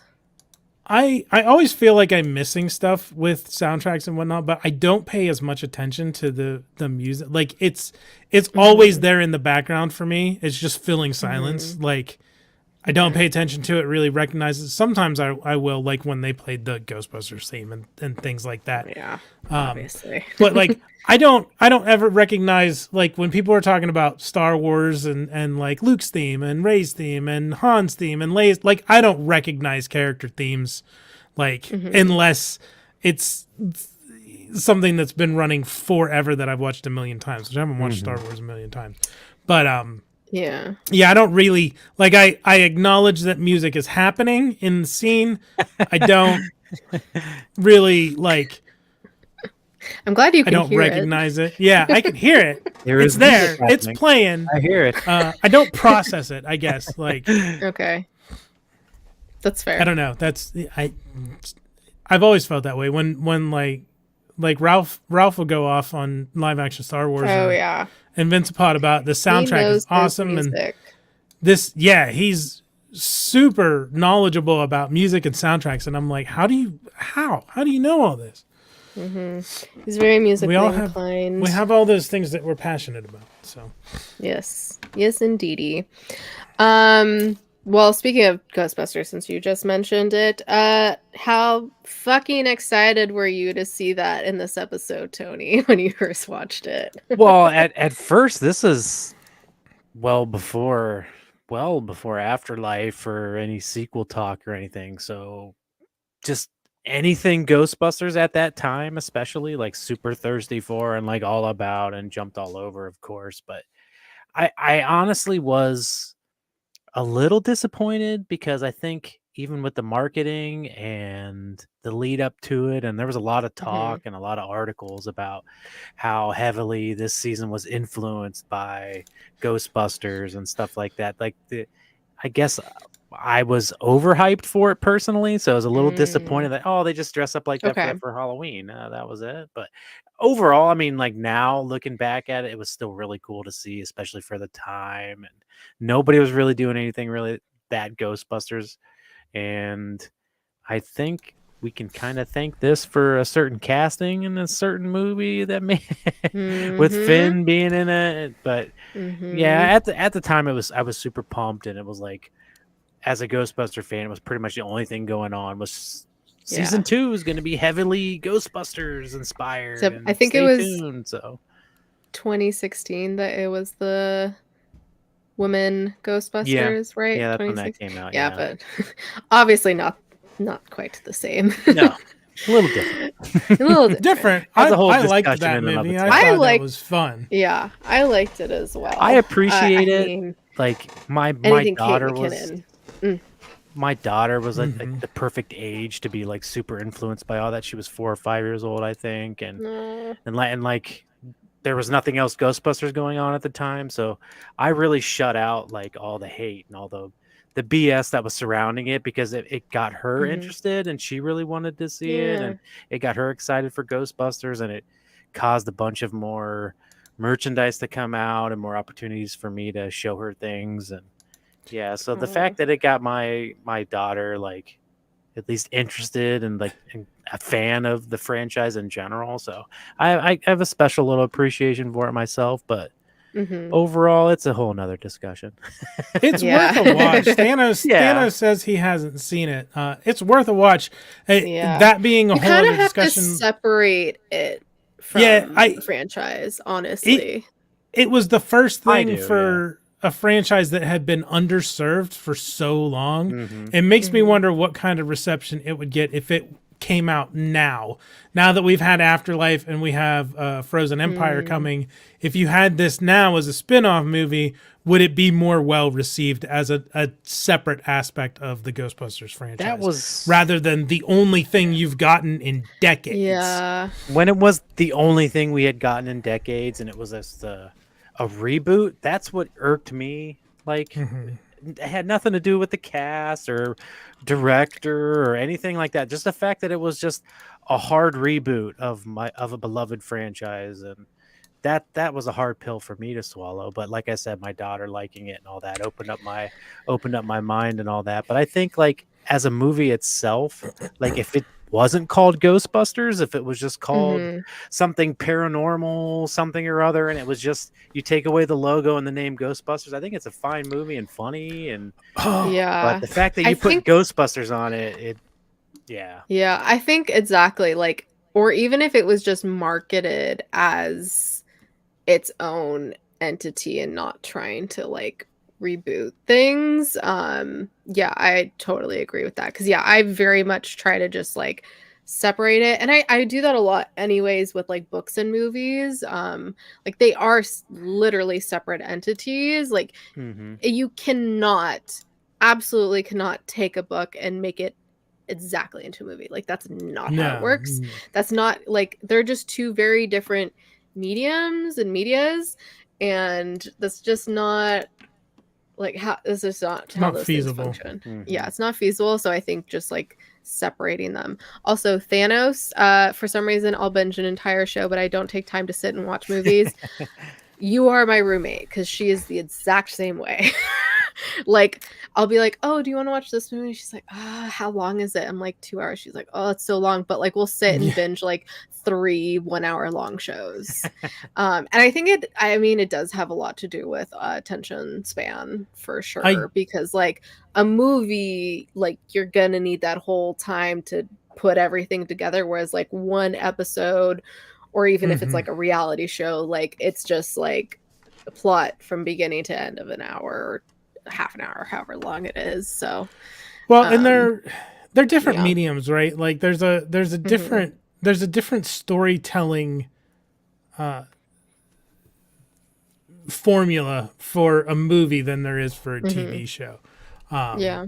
I kind of miss, not to go off too much more of a tangent here, but Tangent I kind of time. miss the 90-minute movie. Like Yeah. just something Mhm. you could sit down, like watch, and it's an hour and a half. It's perfect. Uh, Now it's and two and and a half movies hour long epics. movies that are just self-contained stories of their own Mhm. that aren't connected Mhm. to whole other, like The Big Lebowski, one of my favorite movies. It's Great movie. great. Shaun of the He Dead, loves although it. there is those slight connections with Hot Fuzz and World's End, but Mhm. they're very minor. That it's just a self-contained story. Mhm. Tony, you were saying about the taking that Ghostbusters movie and just debranding it. Essentially, makes me think of Pennyworth. Have either of you watched Pennyworth? Is that Mm. the series? Yeah, the series that is about Alfred Alfred. Pennyworth, Yeah. Batman's. But I I'm swear aware of it. that show is batshit bonkers insane, and it's Damn. fantastic. I love it. What is it on again? It's not on anything now. I think it's ended. I think it's on Max. Yeah, I was gonna say Max. Oh, If it's okay. on anything, it would be that. Doom Patrol just ended too. Another one, Doom Mhm. Patrol and Legends of Tomorrow, two other batshit crazy shows. But yeah, I swear to God, DC's Pennyworth Legends was of Tomorrow? yeah. Yeah, it is crazy. I watched it. I swear to God, Pennyworth Good was amount of it. this quirky spy show that was completely unrelated to Batman or Alfred Pennyworth, and someone went, "You know what would be a great idea? We should make this show about Batman's butler." And everybody in the room thought that was a good idea for some reason, and that's what they I did. mean, Like, if it's Andy Serkis, I'm in. because that's it. Like, the character's name is Alfred Pennyworth. It takes place in London. There are characters named Thomas and Martha Wayne who live in a city named Gotham, but it has fuck all to do with Batman. Like, it could have been a different show with different character names, and it We've probably would really have been the same. taken spin-offs to another level. Yeah. Like I remember when this first started happening. I mean, it's always kind of happened, but when it really amped up maybe like 10 years ago now, which doesn't feel like it was 10 years ago, but like yeah, it was just like every single thing was getting a spin-off or just like a tangential universe or story, like even like the DC shows with like Arrow, Flash, and then Legends of Tomorrow, and then it's like Supergirl, and then it's like Superman and Lois. Yeah, it just like Yeah. never fucking ends. That's a little bit different because it's all different superheroes, but I'm trying to think of some other. I don't know. There's just been so many spin-offs, which now we found out. Well, I'm sure people already knew this, but it came into the public eye more. At least I saw it, and know some other peoples that saw this as well. I talk good. Was with the writers' strike that apparently when they do that, they like start the pay over from the beginning if they just do this spin-off and call it something different, whereas like with the contracts, I guess if you start at the beginning and then you go for a certain amount of time, like they have to bump you up in pay or something like that. I don't know the exact, but I was like, wow, that's really fucked, and that's why they do so many spin-offs. So yeah, anyways, all right, so tangent time. Let's we talked about Dustin found music. We see that Elle no longer needs to be in the deprivation tank to spacewalk. Yeah, which that was a cool little upgrade. Yeah, I was literally writing it. I was like, what the fuck do I call this? I was like, spacewalk. And we kind of already talked. She still needs something because she had to do the blindfold and have the white noise. But she doesn't have to go in the tank. Right, but she doesn't have to go in the tank. I'm guessing that as time goes on, she's going to become more proficient at that ability to the point where she'll be able to just like lay down and close her eyes and do it. But right now she's still got to do at least something with the blindfold and the white noise. Yeah. We kind of talked about it before, but I put down Jonathan and Will's relationship because we saw only like little flashbacks in season 1 because obviously Will was not there.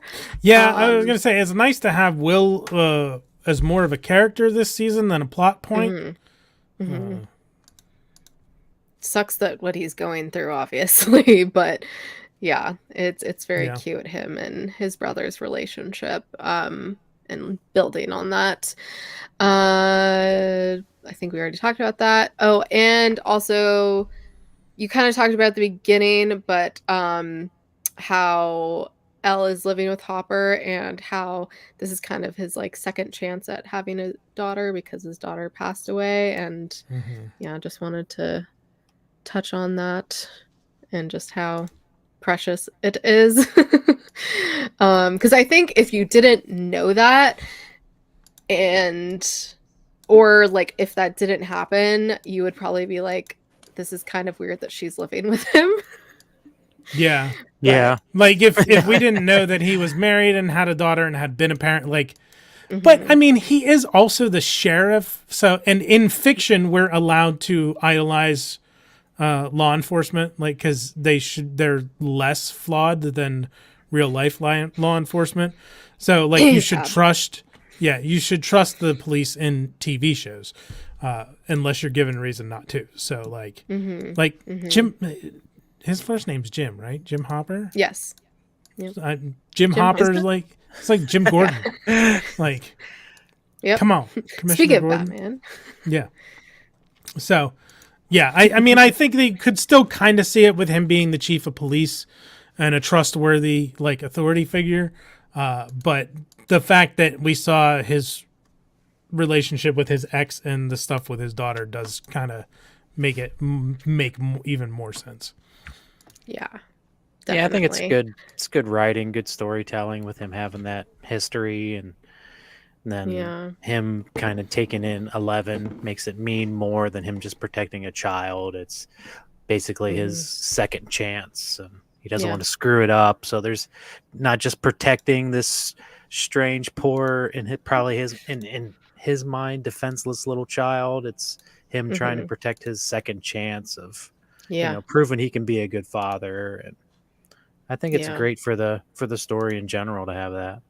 Yeah, and great for just character development and all of that as well. And it's just like very, very sweet, and I love their relationship. It's great.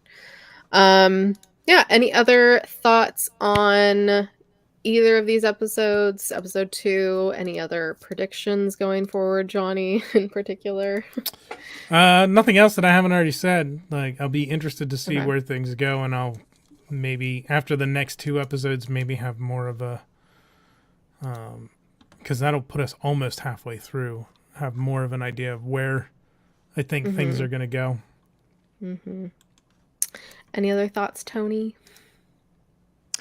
It's been a long time since I thought about this episode and this season, so it was fun to go back and relive it, especially knowing what I know now with 2 more seasons having taken place. So this was really, Yeah.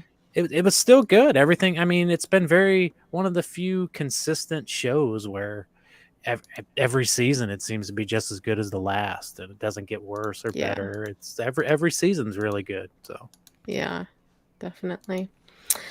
Alrighty then. Okay. Should we do our That's What They Said's next, and then spoilers without context? Yes, you need to send me Okay. That's What They Said.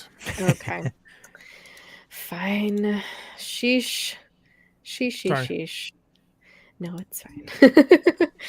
I meant to do it before and then forgot. Where is messages? Yeah, I'm excited to see your spoilers without context because you've seen mine. I have not seen yours. All right. We should have Tony go first this time. oh geez, Okay. what an honor. Tony, Do you lead have us them off. pulled Yes, up I have and them. ready to Yeah, go? Got them out. I got it out. I mean, These are your That's What They Said for Stranger Things season 2, episodes 1 and 2. now, do we have to? We can do these in any You can voice. say it we want, however. or- You can all do right. whatever I'll start you off want. normal, and then I'll see if I can come up with something after that. Get but- saucy. Okay. Get saucy. Can I please check under your cushions? You're just not nimble enough. I need something in return. Would you check out that ass? Just look at it go. Can I get one more? You're coming to this. Jonathan, just come. I'm more of a mounds guy. They're ready for you, sir. It's finger licking good. How can she say no to these? Yes. You're a freak. I'm a freak. We gonna do this? It's hard. You'll come? Eat it, Harrington. You're stiff as a board. It's coming. Yay! Yay! You got some good ones, Tony. I didn't even I got voice really that. good ones this time. I wanted to Yeah. try to do like an impression voice, but none of them were like. I don't have very Hmm. many voices I can do, so Impressions are hard. yeah. I was gonna try to do like a little Christopher Walken, but yeah, none of them really Oh. seemed right. It's coming. No, that was awful. I don't. What people that do impressions, I give them mad props for sure. All right. All let's do our spoilers without context and then wrap this up. I will share my screen. The first ones up are going to be Kayla's spoilers without context for season 2, episode 1 of Stranger Things. Mad Max.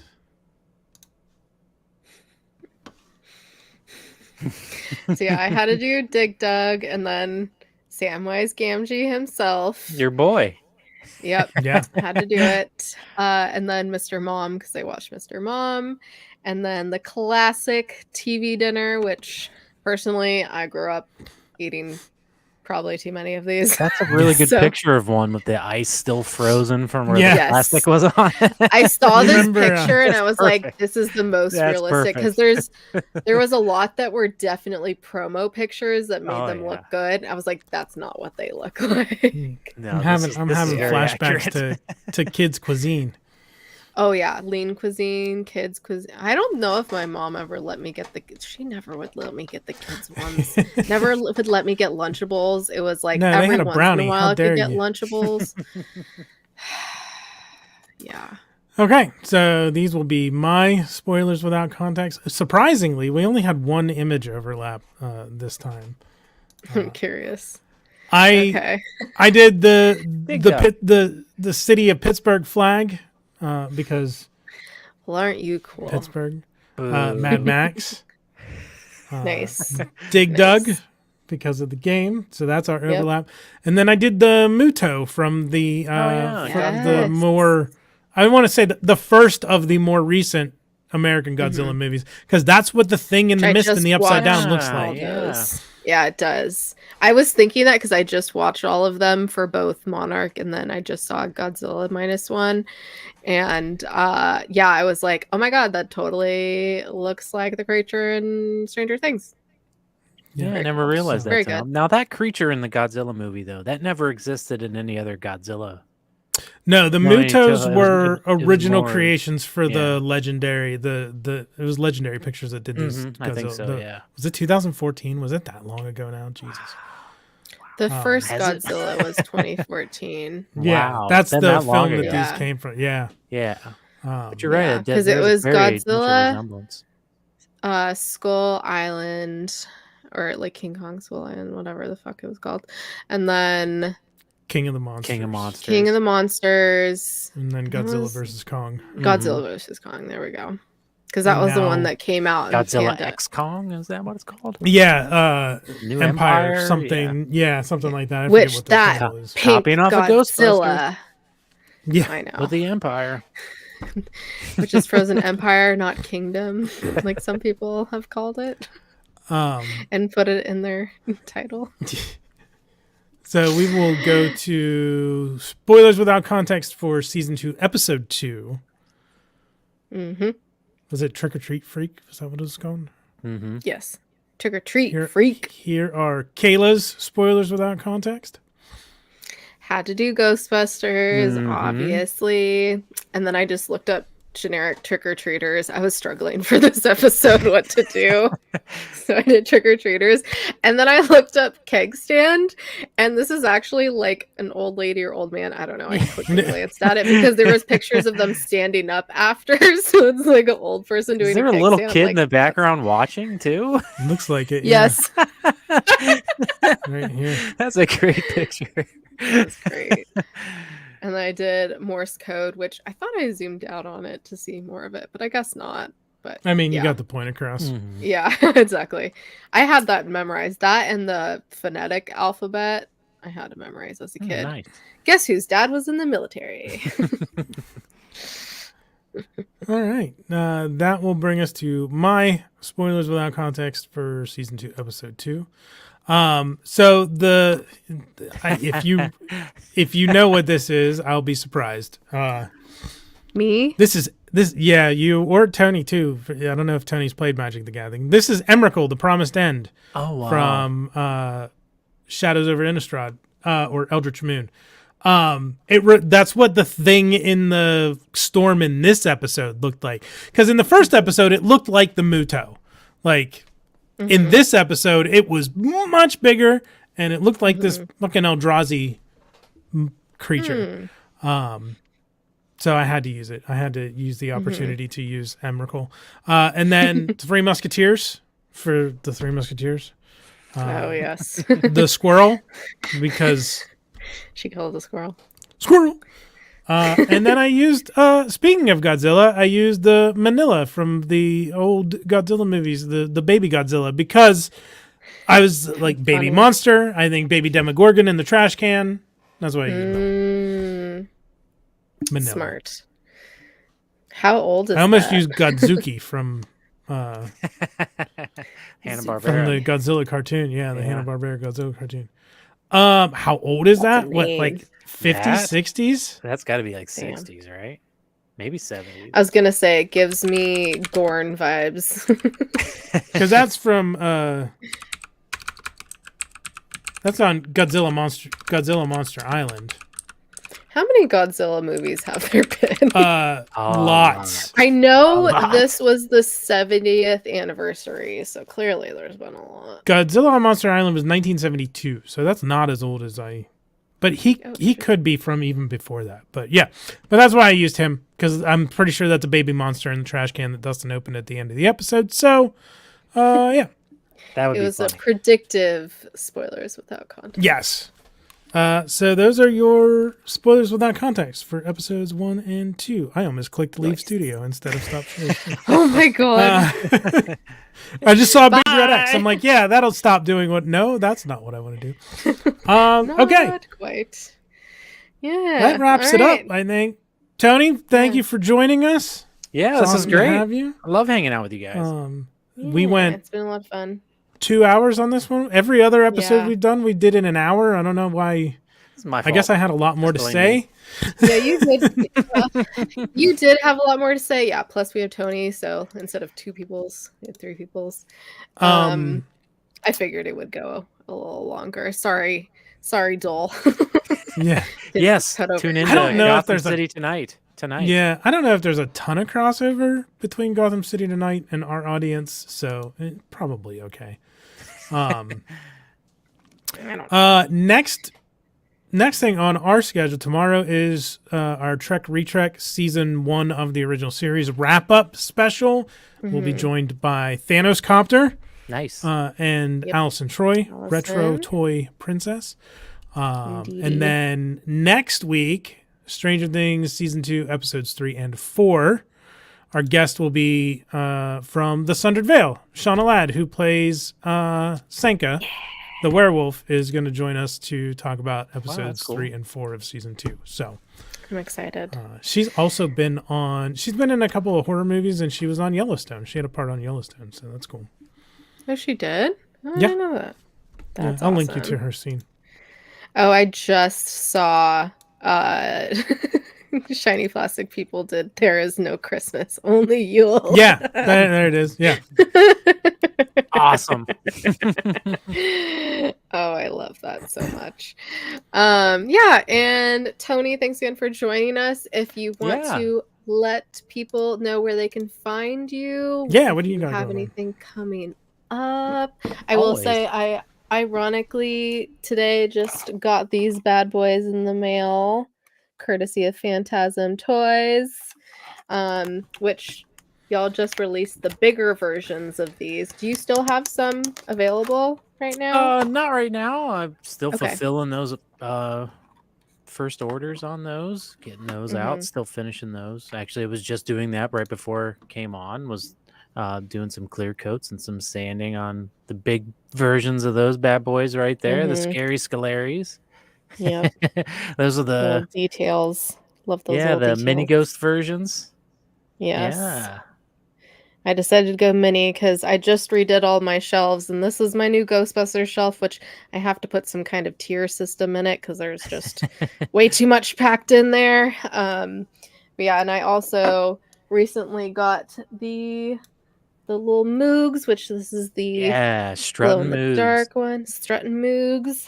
I'm gonna attempt to pull the bigger one out. Nope, that's not gonna happen. Everything is gonna fall because I have my Stay Puffed, the made by robots, on top of my Slimer precariously that's also leaning on the Moog right there. So if I take the Moog, everything is gonna fall. Which Yeah. oh, I can't switch my camera. I didn't put my camera up, but it is everything is tightly packed in there. There is like rows of Ghostbusters right here. Nothing wrong with that. No, but I have to get some kind of tier because there's like all this empty space. But yeah, I just recently redid everything, so now all my Lord of the Rings stuff is there. Harry Potter, still got to figure out that one. Jurassic Park, Marvels, Ghostbusters, Nice. plushies. Then if I go down, Star Wars, fucking sports, and then at the very bottom, which half of it is still in packaging, is Motu stuff, because I'm waiting to do a Women of Motu stream, so I have a lot of things in boxes still, so it's just mostly boxes on the bottom. And then my other shelf over there, which I will not turn around because the rest of my room is a mess. I have all my Doorables and Disney on top. It's Star Trek, Turtles, Lost, and then the bottom will just be random. But I might have to move things around because I don't think everything that's random will fit on bottom. So we'll find out. Anyways, sidebar. But anyways, so what do you have going up? Tangent time. Where can people find you? But yeah, check us out at Phantasm Toys on Instagrams, where we do most of our posts and updates and all that good stuff. And we got a lot of stuff planned. A certain Carpathian who came around during New Year's Eve might be rearing his ugly head shortly. We'll see. Still testing and doing some prototypes and stuff with him. But yeah, we got a lot of fun stuff coming up. When Brendan was here. It took me a second. Nice. When Brendan was here, we definitely took advantage of being together and in the same spot. Hey, nice. Yeah, there he is. There's a little sneak peek at Vigo. Yeah. I know. I've noticed you putting on the stories lately.